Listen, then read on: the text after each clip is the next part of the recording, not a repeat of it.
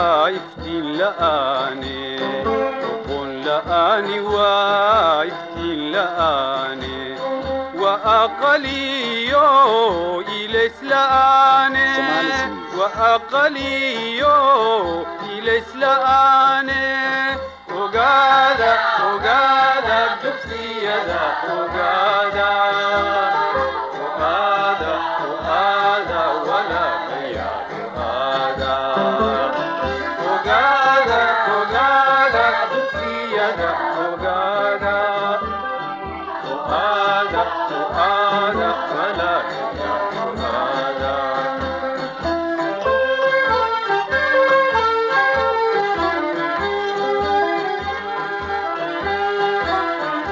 bandhiga buugaagta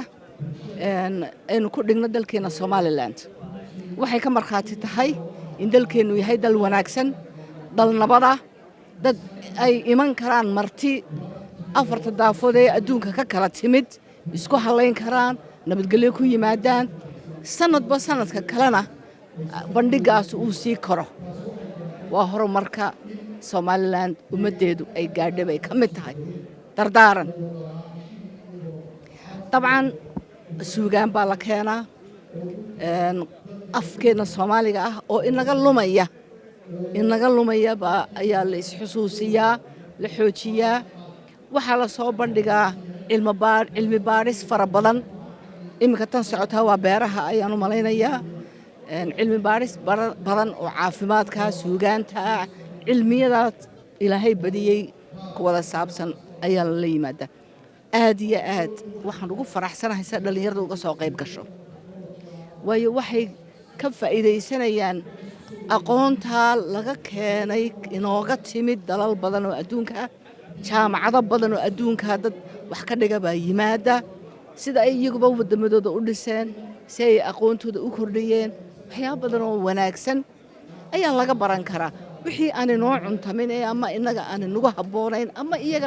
iyagay u taalaayee aan inaga inoo wanaagsanayn dabcan dad wax garanayaynu nahay dad wax bartay baynu nahay oo markaa waynu iska shaandhaynaa roobkii shalnahay Djibouti shalay wuu haye xoolaheenu xagganay daaqaan xaggana kale daaqaan baayac mushtarku wuu kala socdaa intaas oo dal Ethiopia Somaliland Soomaaliya Djibouti waxyaabo badan oo inaga dhaxeeya ayaa jira marka bandhiga caynkan oo kale waa waxa dadka isu soo dhaweeya dadka isu keena wixii wanaagsan la iskaga dayanayna la iskaga daydo wixii aan inoo wanaagsanayna haday tahay nabadgelyo xumo haday tahay dhaqan xumo haday tahay maxaan ku dhahay waxyaabaan inoo cuntabayn shaandaynu leenahay oo aqligeenu waa shaando oo iska celiya marka waan ku faraxsanahay inaan ka soo qayb galo inaan idinkuna ka soo qayb gashaan dhalinyaradu caynka qurux badan ka soo qayb gasho ilaahina loogu mahadnaqo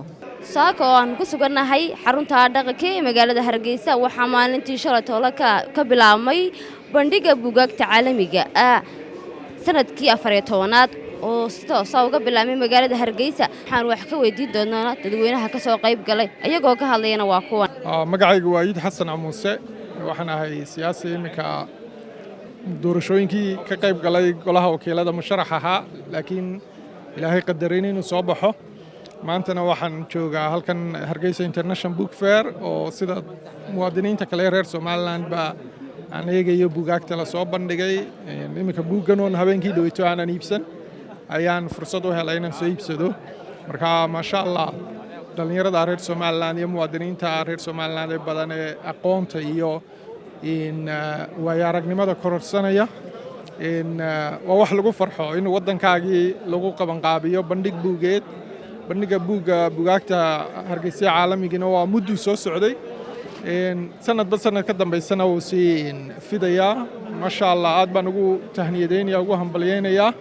waan ugu duceynayaa gudoomiyaha Dr. Jaamac Muse Jaamac xarunta dhaqanka iyo shaqaalaha oo soo wada shaqayn jirnay imika ma ka shaqeeyo xarunta laakiin asxaabtayda aad baan ugu hambalyeynayaa kaalintan iyo shaqadan muhiimka ah ee qaranka u hayaan Ahmed Zakaria from Ethiopia. Well, this is my second day in Hargeisa. I really enjoyed my coming from Ethiopia and share the knowledge production of Hargeisa and Somaliland in general. It's a great experience for me that we have to do such events in all over Horn of Africa, which might help us in binding youngsters to know more about their surroundings. I really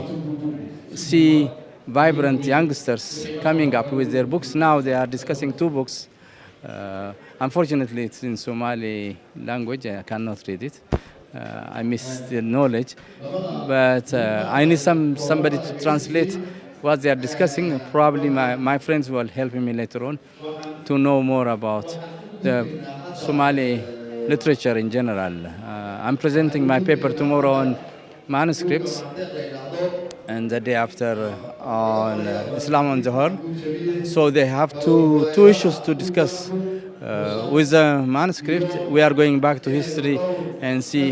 handwritten materials, how the handwritten materials are helping us to understand the past, to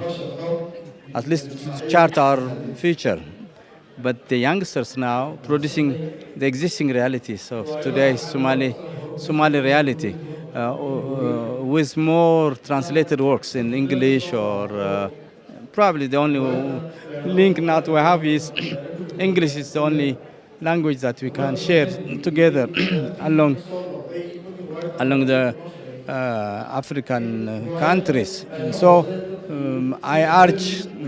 scholars to come up with strong translation centers to share our knowledge. بسم الله الرحمن الرحيم magacaygu waa Mustafa Axmed Diiriye Mustafa Shaybe carwada waa markii 13aad aan ka soo galo aan ka soo qayb galo sanadkii ay xidhnayd 2020kii ayuu baan ka maqnaa runtii carwada intaan imanayba buugaag fara badan baa lagu soo bandhigayay dhaqano kala duwan baa lagu soo bandhigayay sanad walba wadan baa ku casunaa runtii xaruntu de magaalada iyo wadankaba waxay u haysaa shaqo aad iyo aad u qiimo badan anigu sanadadii hore anigoo akhrista ayo akhriska ku dhex jiraan ka soo qayb gali jiray laakiin sanadkan buugan xoolaheena oo aan 12 sano qorayay 12 sano ayaan kaga soo qayb galay runtii oo daabacadii koowaada ana gacanta ku qorayaa anoo jaamacada ku jiraan bilaabay 2010kii baan bilaabay marka intaaba waan qorayay ilaahay imku muqaddarin aan daabaco kullay wuxuu yeelan doonaa qaybooyin fara badan imka si guud uga waramaya xoolaha ay Soomaalidu dhaqato maadaama ay Soomaalidu tahay xoolo dhaqato oo wax kaliya aynu inoo ah astaanta inoo ah ay yihiin xoolaha nool ama wax kaliya adduunka aynu u dhoofin adduunka aynu ka iibinaayeen xoolaha nool fiilka anigu aan bartino yahay xanaanada xoolaha aan ahay dhakhtar xanaanada xoolaha waxaan jeclaystay cilmiga aan bartay inaan wax ka qoro maadaama aan qof miyi ku soo koray oo miyi ku dhashay aan ahaa markii dambaan cilmiga u bartay maxay tolay aqoon ahaan aan u bartay inaan labadii isku laro ayaan jeclaystay oo aanan de taariikhna waxba ka qorin noofal waxba ka qorin bal awal waxba aan ka qorin maadaama aan aqoontooda ba lahaynba qof walba wax ku boorinaya wuxuu aqoon leeyahay oo bartay inuu bulshada la wadaago dhaxal uga tago marka imika si guud buu xoolo uga waramaya geel buu ka waramaya lo'dii buu ka waramaya fardihii buu ka waramaya dameerihii buu ka waramaya adhigii buu ka waramaya mid walba terminology-giisa iyo eray bixintiisa loo isticmaalo way wuxuu leeyahay af lagu la hadlaa buu leeyahay geelo af lagu la hadluu leeyahay adhigu afkaar lagu la hadlaa buu leeyahay fardo afkaar lagu la hadlaa bay leeyihiin lo'du afkaar lagu la hadlaa bay leeyihiin dhammaan eray bixintii xoolo dhan baa ayaa loogu imanaya loo ka buuxda hees hawloodeedooda baa ku jiro oo loogu imanaya mahmaahoodii baa ku jiro oo loogu imanaya maxay toolay taariikh kooban oo xoolaha Soomaalidu ay leeyihiin iyo qaybahoodii marka xogtii xoolaha dhan ayaa ku jirta haddana waxaan gaar u saaray oo aan gaar uga qorayaa fardaho kaliyaata fardu gaar bay u bixi doonaan wax noqon doonaan buug gaar oo fardaheena la yiraahdo adhugna buug gaar buu yeelan doonaa geeluna buug gaar buu yeelan doonaa marka insha Allah kii farduuna imika dhammaad buu ku dhow yahay buug feerkan haddii ilaahayna gaarsiiyay ka ku xiga inuu ka soo qayb galo insha Allah isagoo daabacan ayaan rajeynayaa oo dhammaystiran kana imika uu san ka qayb galo runtii cid kasta oo akhristana waxaan u rajeynayaa inay eray bixinta faraha badan le ku jirta wuxuunka ay ka gunuudo eryo badan baa ku jira xataa qofkii xoolo dhaqatada soo haan jiray uu ilaabay oo isaga xusuusin u ah laba cid buu anfacayaa oo dhalinyarada aan xoolaha aqoonta u lahayn iyo eray bixintana wuu anfacayaa dadkii hore xoolaha soo dhaqday ee magaalada ka soo galay ee adduunka iyo ganacsiga kaga mashquulay ilaabina dib uu xusuusinayaa erayadii xoolaha u isticmaali jireen marka anigu kale carwada sanadkan buugaas ka soo qayb galay True Cable aad iyo aad baan ugu mahadcelinayaa aad baa mahadsantiin. Hi, my name is Melanie Lippert, and I'm a cheetah keeper and educational assistant here in Somaliland for the Cheetah Conservation Fund. So the Cheetah Conservation Fund works to keep cheetahs in the wild. And so here in Somaliland, we've been working for about 3 years to confiscate cubs from the illegal wildlife trade. In Namibia, we also have a center that was started in 1990 by our founder, Dr. Lori Marker. And there we do research, education, and conservation work. So we're not only trying to save the cheetah and keep it in the wild, but we're also trying to help local communities coexist with these animals. So here at our table, we have some of our merchandise. So bracelets like these were made by local people in Namibia. These are actually made by magazine clippings. So we're recycling materials to make jewelry that helps both people and the animals. Yes, so we have this textbook here that was written by Dr. Lori Marker. We also have our children's book, Chewbacca.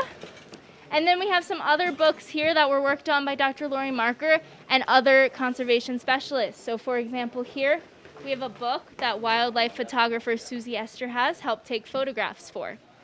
We also have lots of bracelets that were made locally in Namibia. And we have keychains as well as necklaces and earrings. And so the Cheetah Conservation Fund is hoping to use tools like these to raise awareness about cheetah conservation while also giving back to local communities. السلام عليكم ورحمة الله وبركاته. مقعي وحويان دكتور أحمد يوسف. I'm veterinarian وحن أختار حيوان. وحن كتير سنة هاي تيم كان Cheetah Conservation Fund كشقيها إلى لينتا هرمعتك ولي بقى قاب كاستفادة شرعي درة وحوي لو جناح صدا سوماليلاند. maanta halkan waxaan ku haynaa waxa weeyaan dhammaan resources kala duwan ee Cheetah Conservation Fund oo ah haddii dhammaan buugta kala duwan noqoto buugta waxaa ka mid ah Wildlife Biology Conservation of CCF Cheetah Conservation Fund